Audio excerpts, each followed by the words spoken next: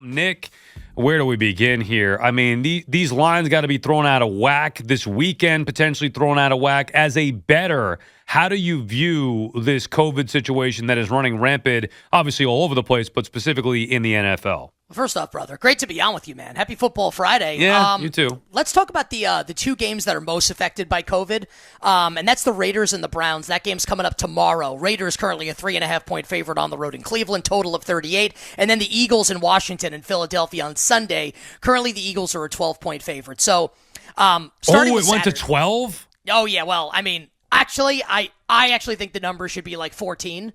If Washington gets no one back. So, kind of like the red herring in all of this potentially, the reports that came out yesterday, and I heard you guys talking about it a little earlier while I was driving around on the show, Dan Graziano of ESPN did a good job sifting through the news yesterday, and basically, the way I read it is, players that tested positive this week, if they're vaccinated and asymptomatic and they get a negative test, they could play in the game potentially. So, I wouldn't be surprised if Washington got some players back on Sunday. I wouldn't be surprised if Cleveland got some players back. We don't know that that's going to be the case. It's just another factor for us to consider. Let's talk about the Raiders-Browns game coming up tomorrow. I actually think it's Browns or nothing here. If you're showing up like today or tomorrow to bet the Raiders, and your rationale is, the Browns have no one playing, you are way late to the party. This opened Browns 6.5 on Monday. I bet the Raiders on Monday. I'm not patting myself on the back. I got lucky, but you could have gotten much better numbers here with the Raiders than them being a 3.5-point favorite. I actually feel like this number's wrong. This number was 1.5 yesterday. What was the number that you got it? I bet 6 on Monday. That was the opener. I like Raiders, the Raiders giving 6? No, yes. That was the number on Monday. We talked about it on the show on Monday. Wow. I felt like it was a little too much. I thought the game should be like Cleveland -5, so I bet Raiders +6. So now it's Raiders -3.5. So I feel like this number is actually wrong. I would only bet Cleveland here. This number was 1 or 1.5 yesterday when the news came out that Case Keenum tests positive for COVID-19, and Nick Mullins is now going to be the Browns starting quarterback. We saw a 2.5, 3.5 point move off that. There is no galaxy that exists where Case Keenum is 3 points better to the spread than Nick Mullins. I'm sorry. Nick Mullins, in the history of the National Football League, there's only one quarterback. His name is Patrick Mahomes. You might have heard of him. He's pretty good. Who has more passing yards through his first 16 starts than Nick Mullins. This is not me saying that Nick Mullins is a great quarterback or that he should be starting somewhere. Just that this is not your typical third-string quarterback. He could be terrible tomorrow. Just that, no way that there could be a 3-point downgrade from Keenum to Mullins. So I know that people are going to have the urge to bet the Raiders because everyone's out for Cleveland. I actually feel like the decision you have to make betting that game is Browns or nothing. Are you going to bet the Browns? Maybe you get some positive injury news. I would never bet the Raiders right now, -3.5. Doesn't mean they can or won't cover, just that I wouldn't bet them. And the Eagles-Washington game. Well, hold before we get to that one real quick, because I just want to talk about this Browns. You're somebody, as you said, you bet lines sometimes earlier in the week. You wouldn't touch anything right now until right before kick, right? I mean, you're not betting either game. Unless you already made the bet before all this nonsense this week, how could you bet these games not knowing which way the line is going to go? Well, I don't think things could get worse for the Browns. So, I think if you're a Browns backer, jump on it now? I think that you could, yeah, because I feel like the line, it's never going to get worse than it is. What would have to happen for the line to get worse? The rest of the team is ruled out? I guess it's possible, but, what could possibly be worse than what's happened already? I guess it's within the realm here. I guess if you like the Browns, maybe look to bet it now.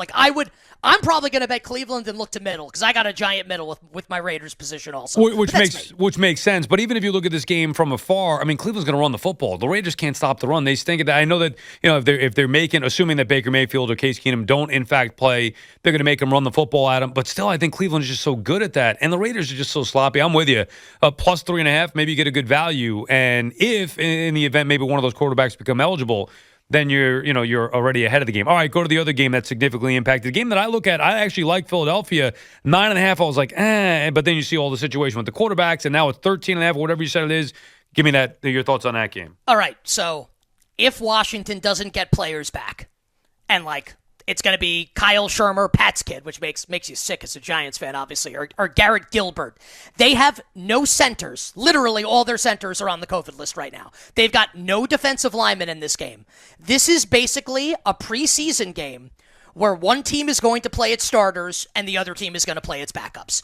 So if we hit Sunday and the number is below 14, and Washington gets no one back off the COVID list, and this is going to be the team they put out there, you have to bet the Eagles. I actually think this is playable up to 14 with Philly. So Philly right now, again, sitting at 12. I wouldn't bet this now because like there is the possibility that Washington gets some players back. Like that announcement could come down today, tomorrow, Sunday. Like we are in uncharted territory right now. So just trying to provide like as many scenarios as possible, right, for people to bet. But if we're nearing kickoff on Sunday and Washington starting Shermer or Garrett Gilbert and they have no center and no offensive lineman and no defensive lineman, the Eagles should win the game by 20-plus points. And I don't say stuff like that often. I'm not looking to issue guarantees here. I don't do that. But, like, the number's wrong if it's going to be below 14, and that's going to be the situation. So that's how you look to play the Eagles in Washington, unless we're presented with new information in between now and kickoff. How would you like that game if all things were equal? Heineke's back. They have their defensive line not ravaged. The centers are there. How would you like that game if Washington was healthy? How would you view it? The line was like Eagles -4. Like I made the game 4.5, so maybe like a slight lean for me towards Philadelphia. But we are like, this is like a twisted, perverse like version of what that original game was going to be. So it's like, I like Philly a little. Overall, doesn't that suck from the football fan? This should be a big game this weekend with those two teams battling for playoff spot. I mean, you talk about the Browns too, but more specifically the NFC East division rival. Both teams at 6 and 7 trying to get themselves in the playoffs. That's a big game that's now marred by COVID. Yeah, this is my personal viewpoint. I think that as humans, we can either yell at clouds and complain and be angry about things we have no control over, or we can submit to what is. This is what is. These are the rules right now. This is what's happening. The NFL is going to change the rules because they realize this is not sustainable. So it's not going to be like this, not even forever. It's not even going to be like this next week. It is what it is. It's unfortunate. We can get mad at it, but there's nothing we can do about it. So submit to it and deal with it and play by the rules what they are now. These are the rules. That's it. Move on. I wonder, Nick, if it were your Giants battling for a playoff spot, if you'd feel the same way about it, or if you'd want to yell at those clouds a little bit more. Because I mean, we could say that from the outside. Yeah, you know what? This is how it is. It sucks, but deal with it. Which you're right, we do. But it's life, man. It's like it just extends beyond sport. I know you know that, but it's like what are you gonna do? It's like complain. These are the rules. I guess you could complain, right? But these are the rules of engagement, man. Like, you do what you can do. Like, no matter how you feel about it, you get vaccinated, you get your booster, you do what you can do. That's all you can control. I can't control anything else, so I'm not going to get upset about it. Maybe you would want to call and say, you know what, postpone the game. I mean, I'm sure that there were NFL teams themselves, whether it's Cleveland or whether it's Washington, are saying, hey, you know what, can we postpone this game to another date and give us even, later in the week, whatever. We can't go at it right now. So I'm sure that they're not happy. Forget about just even the fans' perspective. But look, bottom line is, you're right. You deal with it. And we will. Saturday night, one of the bigger games on the board, if not the biggest game left after last night, and we'll get into that in a minute. Colts, Patriots, your thoughts? I like the Patriots here. I actually think the wrong team's favored. I make the Patriots a small favorite in the game. Other people that I deal with, whether it's my co-host on You Better You Bet, Ken Barkley, on Twitter, Locky Lockerson, a brilliant sports betting mind, or pro bettors we've had on the show, they make the game a pick 'em. I make the Patriots a slight favorite. So now that we're out to the Colts nearly being a 3-point favorite in this game, I mean, just absolutely no way. So what I'm going to do here is I'm going to wait for a 3. I may get a 3 with New England in between now and kickoff. If I do, auto bet the Patriots. If I don't, I think like you could tease the Patriots up through the key numbers of 3 and 7, get New England at +8.5. Maybe we could talk about some teams to pair the Patriots with, or you could just bet New England +2.5. Like I like how the talk has become, oh well, the Colts are going to stop the run and we're going to make Mac Jones beat us. Like the Colts have the Legion of Boom secondary. Like it's Darrell Revis and Deion Sanders at cornerback for Indianapolis. I'll take Josh McDaniels in the head-to-head like chess match offense versus defense over Matt Eberflus any day of the week and twice on a Saturday night in December. So, look, doesn't mean the Colts can't win the game, but I'm going to take the Patriots here. I'd love to get a 3. If I don't, I'll take the Patriots +2.5. I think New England is live to win the game. A lot of big spreads coming up. And again, COVID stuff aside, a lot of big spreads this weekend, which means usually not big games. I myself, Nick, I've told you this before, I don't love betting huge favorites.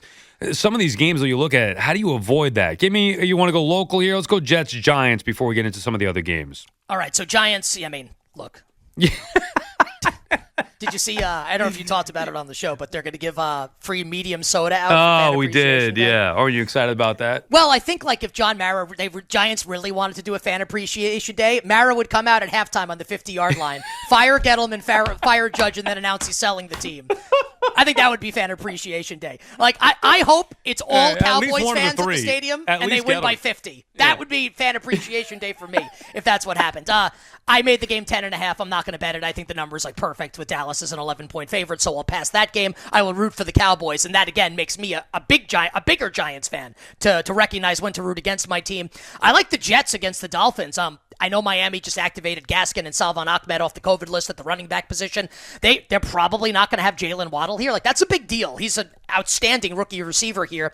I think the game should be like 7. It's almost 10. So I feel like if you like the Jets, wait a little bit here. Like, 9's an insignificant number. If you lose 9.5, it doesn't matter. Wait to bet the Jets. Maybe you get a 10 on the Jets. So I'll readdress this on the show on Sunday morning, 8:30 to 9 a.m. Eastern here on the Fan. But Jets or nothing for me. I will bet the Jets in some way, shape, or form. I feel like the line's too big. Jets at Dolphins. How about Buffalo? Another big spread at home. Everybody's waiting for a breakout performance from them. Josh Allen, it seems like he's going to be good to go, given 10.5, or that's at least the line that I see according to the Post. Bills, Panthers. What do you think? Yeah, it's up to 12 I'm seeing now. Wow. And that's coming with Sean McDermott announcing today that Josh Allen would practice fully. Remember, he left Sunday's loss at Tampa in a walking boot. So there was a little bit of concern. Is Allen going to play? Is he going to be limited? Looks like he's going to be full go. Numbers out to 12. 11 and 12 are insignificant numbers. Not like a huge move there. Buffalo or nothing for me. I make the game 11. I'm going to pass it, but I would never bet Carolina. So I would only bet Buffalo in the game. But Sal, I don't think I'm going to bet it. One more specific game, and then you can just give me your best bets and what you would do this weekend, whatever. Ravens, Packers. I mean, this is an impossible one to touch at the moment because we don't know about Lamar Jackson. Initial thought, I look at that and say 5.5, assuming that's what it is. Again, that's what I'm looking at now that I have according to the Post. Ravens at home, 5.5 dog. See, I'm a sucker for the home dog. And you look at that, you would think naturally, oh, forget it. Packers are going to blow them out. But there's something about that line that makes me say Ravens. Is that totally dependent on Lamar Jackson, though? How do you view that game with the Packers and Ravens? So I think it's important, right, that not all home dogs are created equal, right? So I think everything needs to be kind of viewed through its own lens as its own individual puzzle to be solved. So, Sal, I want to ask you a question here, right? This is a good exercise for everybody, right, if you're going to bet this game. So the listeners out there as well. What do you think the line should be of this game if Lamar Jackson's healthy for the Ravens? Like, Lamar's good to go, probably 100% healthy. What should the line at be? 3.5 at worst, I would think. I mean, if you're talking about full bore Ravens going into that game, if they're healthy, maybe even a pick 'em. I would not look at that game and say 5.5 points. Ravens are well coached. Lamar Jackson could be dangerous. I know the Packers are good, but I would say under 3 for sure. Assuming Lamar Jackson was 100% healthy. I think Pick'em is probably like close to what it would be. That's what I would say. Maybe even the Ravens is a small favorite. Maybe Packers -1. Okay, so we remember the game against Chicago, right, that Baltimore played about a month ago when Lamar, fantasy players will remember this for sure, when Lamar ruled out at 11:30 a.m. Sunday morning with that illness. He had been added to the injury report on Saturday with that illness. Huntley ends up starting the game. Ravens win at the very end. The Ravens win by 2. The line was going to close 6.5 for Baltimore in that game. It actually closed 1 when Tyler Huntley started. That was the market telling you, and by the market I mean the really smart people that are betting lots of money, told you that there was a 5.5 point difference from Lamar Jackson to Tyler Huntley. For context, the market told you that the difference between Aaron Rodgers and Jordan Love when Rodgers missed the game in Arrowhead against the Chiefs was 6 points, 1.5 to 7.5. So, if you think the game should be a pick with Lamar, and it's going to be 7 or 7.5, because like it's 6.5 now, and Lamar hasn't even been ruled out yet. So if Lamar's ruled out, this is going up to 7, maybe even 7.5, then you think the number should be 5, 5.5. Then you get 6 and 7 as a better. You capture 2 numbers there. Ravens are nothing for me. Wait till Lamar's ruled out. If you agree with my rationale and look to get Baltimore at +7, I do think there's value on the Ravens if what we just hypothesized is accurate. Yeah, it's a great way to think about it. And just initial thought, I'm going through the lines like, Ravens at home getting 5.5. And I remember, that's right, Lamar's banged up. And Huntley's pretty good. Like, Huntley is, I'm not saying he's like a bona fide starter. He has more than acquitted himself in stints when he's come in as a backup, including, if we remember, when he came in January in the divisional loss in Buffalo, which I lost my teaser on that game, which was really annoying. But Huntley moved them down the field in that game after Lamar exited. Like, he's not bad. Like, he is not like a curtain-jerking jabroni backup quarterback. Yeah, and well-coached team at home, you figure they'd be prepared. All right, give me your best bets. All right, so we skipped past one big spread game that I really like. I love the Lions. Wow. Yeah, it really doesn't sound right to say that out loud, but I actually really do. Now, I want to get 13. I think the game should be 10.5 for Arizona. And I thought that before DeAndre Hopkins is ruled out for the rest of the regular season. So 13 is what we're looking for with the Lions. We bet that earlier in the week. Detroit +13 against Arizona. Now that the Titans-Steelers game is down to a pick'em, I mean, I'm probably going to end up betting Tennessee. I made Tennessee a 2-point favorite. My philosophy all week was if I got a 3 with Pittsburgh to take that. I teased Pittsburgh earlier in the week with New England and Cincinnati. We'll get to the Bengals in a second here. If the game's going to be a pick, I'm I have to bet Tennessee. So I haven't done that yet, but that's where I'm leaning. The Jaguars Jaguars-Texans line, Sal, is incredibly interesting with the Jaguars now a 5.5-point favorite. People are like, oh, well, the line moved 2 points after they fired Urban. Like, this is what the line of the game should be. Like, it was insane for this number to ever be 3.5. That the Davis Mills Houston Texans are by far the worst team in the NFL, like a good amount worse than the Jets. The Jets would be favorites over the Texans on a neutral with Davis Mills. So now I just think the number's right. I think it should be 6, so I actually think there's room for it to go up. So if you like the Jaguars, I actually think you can bet this up to 6. 5 is an insignificant number. You lose nothing. So up to 6, I think we could bet Jacksonville and feel pretty decent about it. I like your Falcons, Sal, against the 49ers. Yeah, I mean, 9.5 is a lot of points. Atlanta at least has played hard and tough under Arthur Smith in year one this year. I could see that's a pretty big spread. I mean, they're not as good as you know, but still, that's a lot of points for them. Yeah, I think it should be 7. I'm going to wait for a 10 and see if I get it. If I don't, I'll gladly play Atlanta. 9.5, 9, 8.5. I think the spread again should be 7, so I like the Falcons. The Bengals are now 3 on the road in Denver. I have such a massive difference in my number for this game that, like, maybe I'm the idiot, and I acknowledge that, perhaps. I think the Bengals should be a 2.5-point favorite in this game. So, like, Denver 3 to me is absolutely ridiculous. So, Cincinnati plus 3 is a play. If Cincy comes off 3 to 2.5, tease Cincinnati with New England. I like that a lot. Get both up to 8.5. We really like that. We can't do anything with the Seahawks and the Rams at the current number with COVID situation. That's a game I would not recommend betting on. The Saints are now 11-point dogs on Sunday Night Football in Tampa. Sean Payton, about a half an hour ago, placed on the COVID list. I bet New Orleans already, like, intuitively. I kind of like them. I think the number's right. I made it 11 also, but I think that the Saints are morphing into something a little different. We saw that against the Jets last week where they blew them out 30-9. So I am on the Saints. I like it a little less without Sean Payton. And then Monday Night Football, the Vikings are 5.5-point favorites on the road in Chicago against the Bears. I think the spread should be 6.5 or close to 7. So I would actually still bet Minnesota. I still think there's room to bet the Vikings. I bet them 3.5. I would bet them up to 6. So I still think Vikings 5.5 is okay for Monday night. Real quick, last night I had a big problem with Staley not taking the points. It drives me nuts in certain spots. I'm not saying every time. I know you're kind of the opposite on that. Your thoughts of how Brandon Staley coached that game for the Chargers last night, leaving all those points on the board. I had two issues with what Staley did, and So I think people, maybe they don't know this. People that listen to You Better You Bet too. I am like the world's biggest Brandon Staley fanboy. I loved him last year as the Rams defensive coordinator. I thought it was a great hire by the Chargers. I would drive to Los Angeles, pick Staley up, and drive him back here to coach the Giants. I think he would be unbelievable. And people that like prefer Joe Judge to Brandon Staley, if there are any people out there, like eat a salad, get on a treadmill, read a book, improve your life because you're going in the wrong direction. I think I had two issues last night with Brandon Staley. No issues early going forward on fourth down, and like what he said after the game I think makes sense. We're going for touchdowns to beat this team. I would have kicked a field goal at the end of the first half because obviously one of the advantages in like if you don't get it is you pin the opposition deep. At the end of the half you don't get that. So I would have kicked at the end of the half and taken the 3 points there. The other big mistake I think he made, and the analytics, if you actually like, analytics is math basically. Like I think people get kind of twisted on this. Analytics is basically math. Just like substitute the words. It's easier to think about. The math said that Staley kicking the extra point to go up 8 when they scored a touchdown to go up 7 in the fourth quarter was the right move because with such limited time in the game, if Kansas City doesn't get the 2-point conversion after they score a touchdown, they just lose because there's not enough time. But if it's me, and you're aggressive the entire game like Staley was, like, you go for it. Not all offenses are created the same. Like, it's not the Zach Wilson Jets or the Daniel Jones Giants that needs to get a 2-point play to send the game to overtime. It's Mahomes, man. So, like, if you're going to be aggressive all game, then go for the knockout right there and go up by 9 and you win if you get the 2-point conversion. Like, worst case, you're in the same spot you're in because you go to overtime and you lose on the coin toss. So, those were the two issues I had with Staley. Overall, I think he's an unbelievable coach. I think he will win a Super Bowl when it's all said and done, but I did think he made those 2 errors last night. The most egregious was not going for 2 to go up by 2 possessions in the fourth quarter. Very well said. Thanks, Nick. Always appreciate it. Sal, wishing you and all the great listeners minimal sweats winning bets. The absolute very best of luck. That was the host of You Better You Bet.